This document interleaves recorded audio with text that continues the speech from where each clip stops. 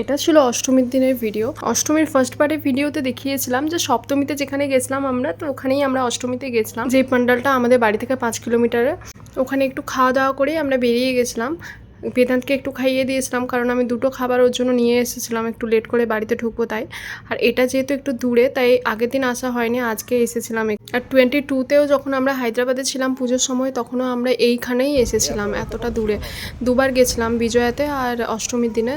এইবারে তো কাছেরটাতেই যাচ্ছিলাম, তো লাগলো যে এটাতেও একটু ঘুরে আসি। এখানে তো বেঙ্গলি সমিতির থেকে হয়তো 3-4টে করা হয়, বাকিগুলো কোনখানে হয় সেগুলো জানাও হয়নি, কারণ যাওয়ার অতটা ইচ্ছে ছিল না। এইগুলো দেখতে দেখতেই টায়ার্ড হয়ে গেছিলাম, আর ছেলেকে নিয়ে এত ঘোরাটাও মানে হবে না, জানি পারবোই না করতে। আমরা যাওয়া মাত্রই দেখলাম যে আকাশ পুরো কালো করে এসেছে, তাই আর ওখানে বেশিক্ষণ না দাঁড়িয়ে আমরা বেরিয়ে পড়েছিলাম। 2টোর সময় আমরা বেরিয়েছিলাম, বাড়িতে ঢুকতে ঢুকতে 7:30 হয়ে গেছিলো। আমি অনেক টায়ার্ড হয়ে গেছিলাম, তার মধ্যে আবার মাথার মধ্যে চলছিল যে এসে বেদান্তকে খাওয়াতে হবে। ওকে খাওয়ানো মানে 1 ঘন্টার একটা যুদ্ধ। আর বেদান্ত এখানে ঠিক পুজোর আগে নাচটা শিখে ফেলেছে, ঢাকের আওয়াজে বা এমনি নাচো নাচো বলে ও নাচতে থাকছে।